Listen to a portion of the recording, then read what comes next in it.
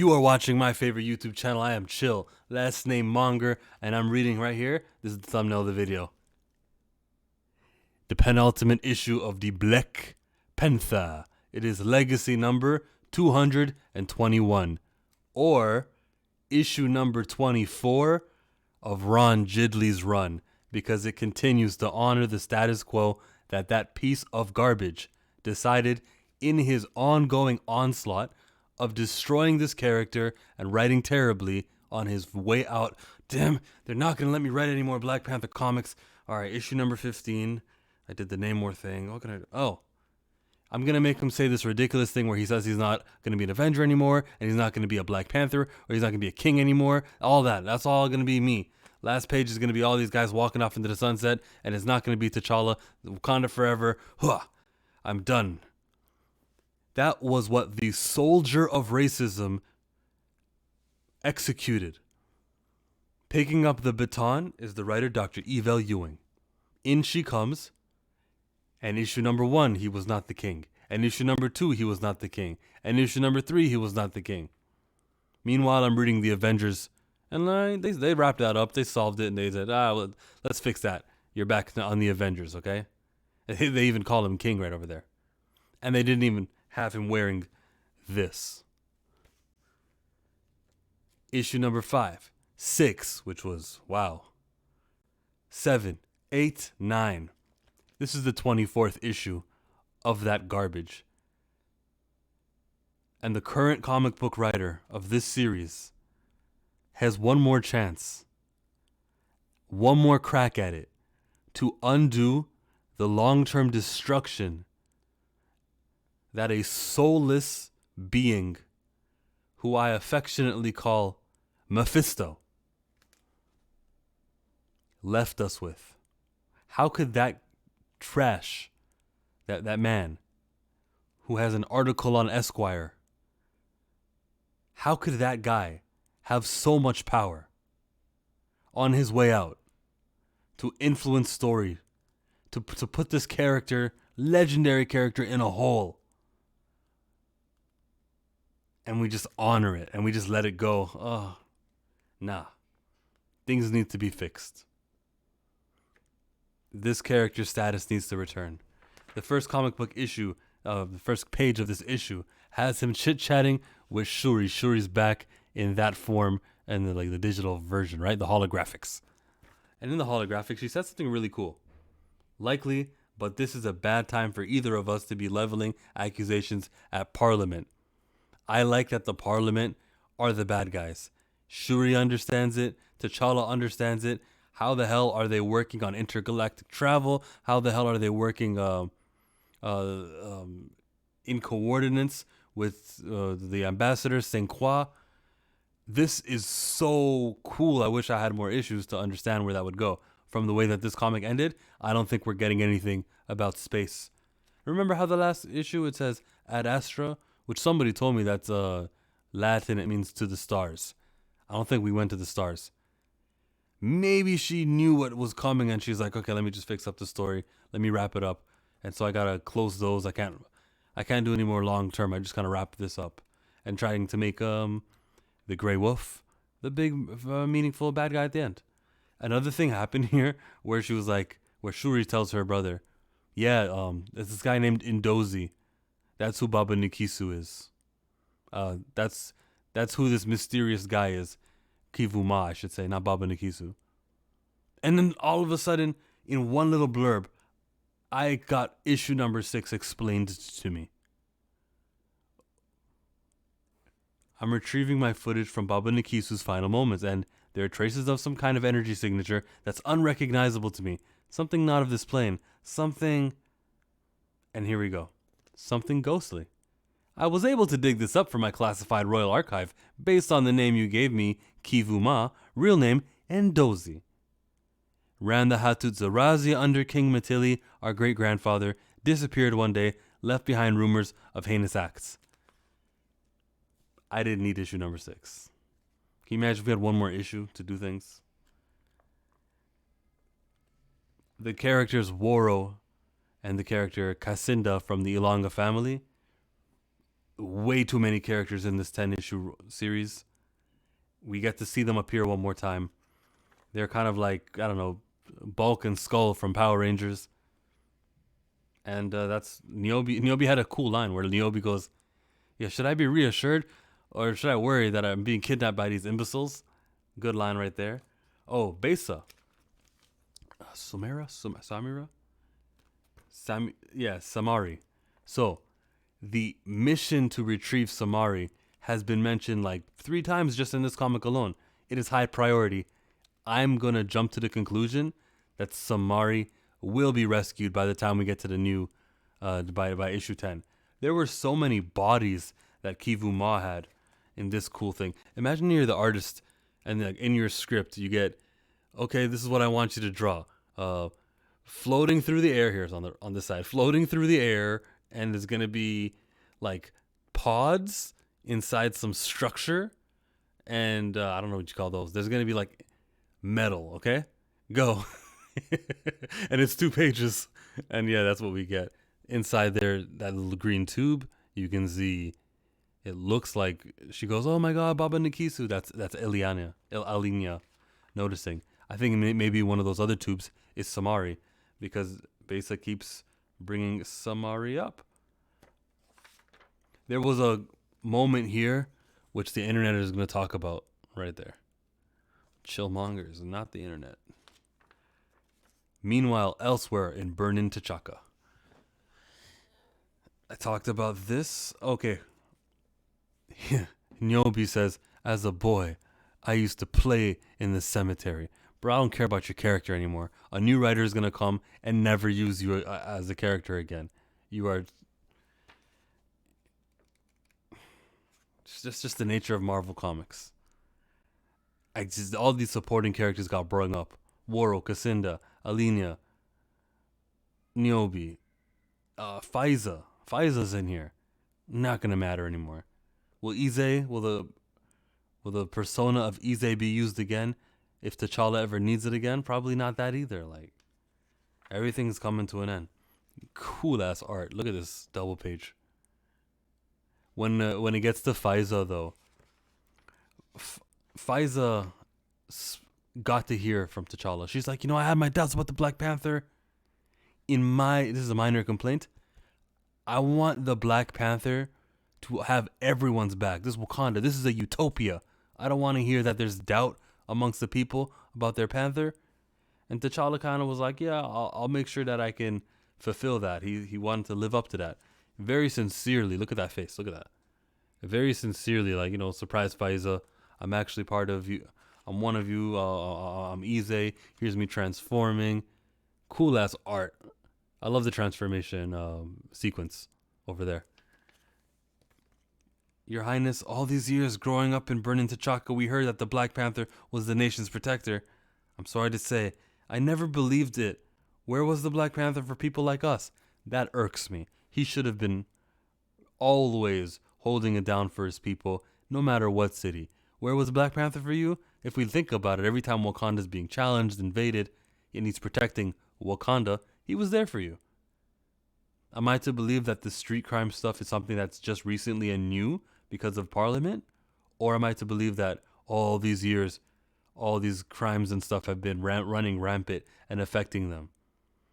Wakanda's utopia, and I'd like to believe that it's just something that started now over the last year.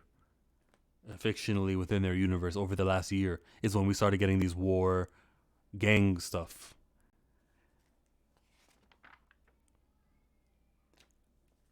Now the way that T'Challa sliced in there,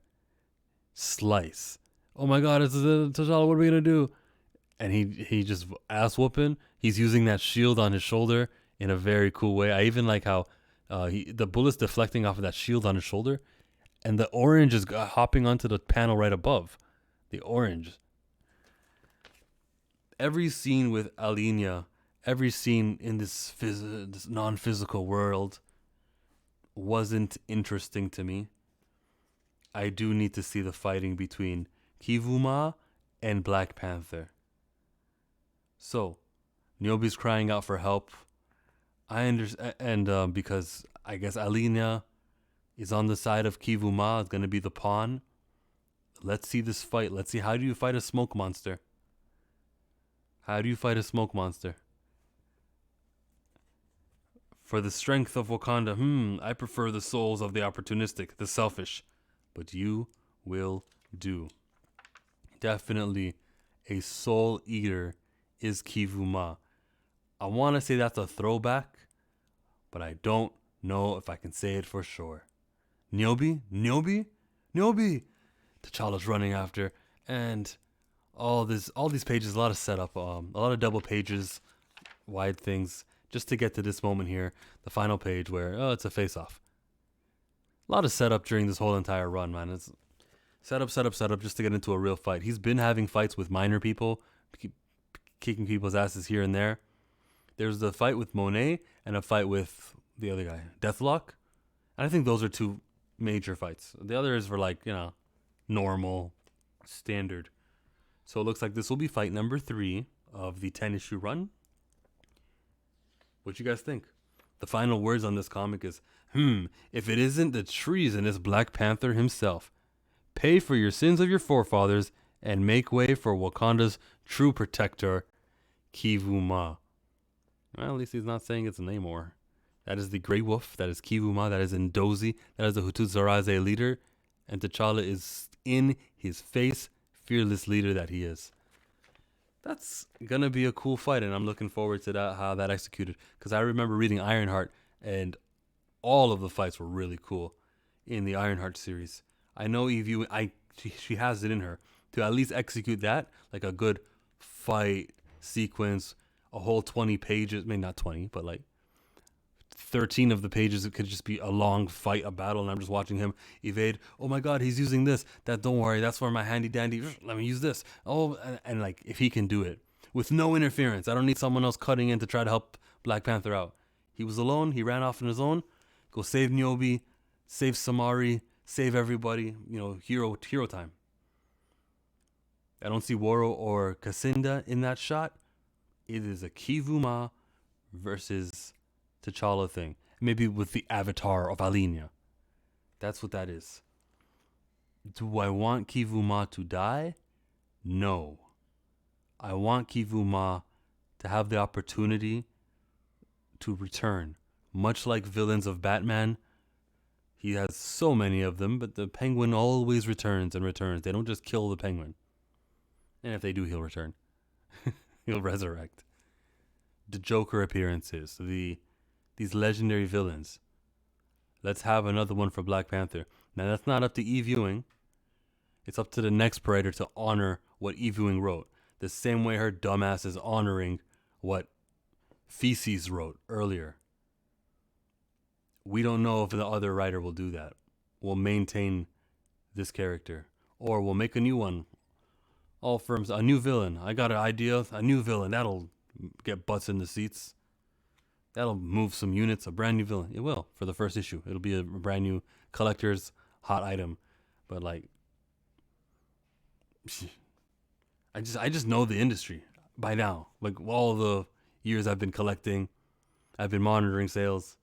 I've been noticing things like when a sticker for the new comic book, digital code, isn't there on this page. There's no sticker. There's no peel and reveal. And it just says, yeah, send an email. Yeah, okay? Send an email. So few of these comic books have been selling that it didn't warrant a little sticker. Ultimate Black Panther did. They didn't bother giving this a digital code. I just email one of our interns. We'll figure it out. Signs of a low-selling book. Amazing Spider-Man never has that problem. Is it registering to anyone? Did Eve Ewing know what the sales were as she was writing issue number 6 of Black Panther? Or, I should call it issue number 21 of Black Panther Volume 8, when she was doing 21. Did she know, like, her time? Did she know how much it was selling and how on the verge of cancellation it was? This guy is still not a king of Wakanda. Based on filth. His Esquire article is in the description. You understand what I mean. I'm chill. Did I not hit record? My computer just, after 15 minutes, my computer of inactivity, my computer just turned off. That was crazy. I never go 15 minutes on the Black Panther review, but I did now, uninterrupted. There's going to be a T'Challa time. Of course, the panel is going to assemble. We'll get into more depth of some of this. A lot of page time was spent on Alina, and I'm going to hear what Mark has to say about it. Kaizuku Slevin, you're invited. For everyone, you guys want to talk to me about this comic book and what happened? Let's talk about this comic book and what happened.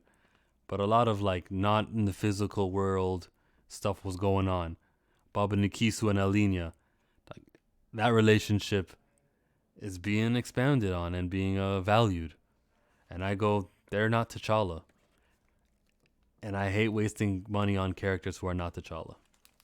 Like this one here. So who the hell was that again? She got a T around her waist and they're celebrating Black History Month? That is not a celebration. That is an embarrassment. Who is this really? There's claws also. Whoever this character is has no storyline consequences in Marvel Comics. This is not Storm and it's not Black Panther. Or Miles Morales, who's climbing the ranks of like importance and being featured more and more. These three characters, and there's a big gap between the first two and Miles. And then there's a bigger gap between Miles and whoever else would be there. Luke Cage? Blade. Probably Blade. Be the next highest profile character who's melanated. The Marvel doesn't have black comic book characters. They've got two of them. They've got other guys that they use here and there. Some of you are collecting Night Thrasher. Hope you enjoy the comic book. Subjectively speaking, if it's a good comic book and you enjoy it, that's what I'm talking about. You're spending your money on something you like. If you think that there's going to be enough sales to shake things up and Marvel Comics is going to say, this guy, we need an ongoing. I don't know what to tell you, bro. I don't know what to tell you. You can think that. I hope you believe it. But I'm not going to drop money on a dead end. At the comic book shop, I spent money on this comic book. It's called Acolyte from an independent creator, Concrete. I'm going to check it out. This guy went on Diamond and got involved with them, and he's making moves. So for the sake of Derek, and he got issue number 4 also. For the Lonzo Star, I'll support because I can see moves. I see a potential. I don't see a glass ceiling. Like for Miles, Night Thrasher. I don't see the glass ceiling. I don't see that the worst possible creators available are being put on the title. Black Panther Blood Hunt coming out a couple of months from now. Pre-order your comic books for that because your shop doesn't know how many to get for sure. So the sale isn't counted on the week of the sale, on the week that you go to the store to pick it up off the shelf. The sale is counted now in February. So if you're getting that comic book in March. If you're getting the comic book in May, then make sure that in March or now you tell your shop, Black Panther Blood Hunt issue number 1. That's for me. And it'll be right there for you. Communicate that. Make sure that the Black Panther comic book is a high seller and they, the people of Colorless, do not have an excuse to shelf him. Or, of course, this is why we can't use him in a big event. This is why he's not going to be important. We don't need him on the Avenger. Let's get another Black. It is vital for Black Panther to sell just as high as Iron Man, Hulk. Why not? I don't see why not. The movie can compete with them. The comic book sales should also. Spend your money on the Black Panther. Buy multiple copies of the Black Panther. Variants.